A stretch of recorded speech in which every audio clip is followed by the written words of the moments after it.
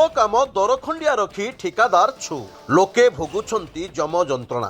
केउझर जिला सदर ब्लॉक अंतर्गत रघुनाथपुर पंचायत डोमुरिया ठारू शरधापुर रास्ता 2 वर्ष हेब निर्माण चली सरू नथिबारु लोके असंतोष प्रकाश करिसंती। एही अंचल को मुख्यमंत्री अतीत रे अनेक थर गस्त करी सेठारे खूब लोकप्रियता हासिल करिसंती।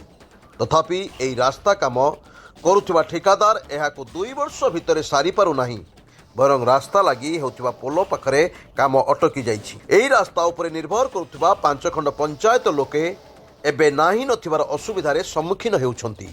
एही पोलो उपरे भारी गाड़ी विपज्जनक भाव चलाचल करुछि। एठारे ठिकादार रास्ता पूरा करिबा बदलरे एबे अनेक गात खोली देई जाइछि, जहाँकि पथचारी माने प्रति क्षण रे एठारे विपदर सामना करुछंती। तेणु स्थानीय लोके माननीय मुख्यमंत्री को निवेदन करिसंती कि से हस्तक्षेप करी एही रास्ता काम जल्दी सारंतु, अन्यथा लोके बाध्य होई रास्ता को आसीबे बोली चेतावनी दैछंती।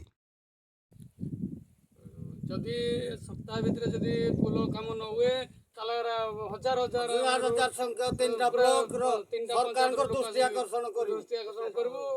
माननीय मुख्यमंत्री मोहन चरण माझी को हमें भुवनेश्वर जाइकरी ये करिवो, रास्ता अवरोध करिया पई हम जीवो।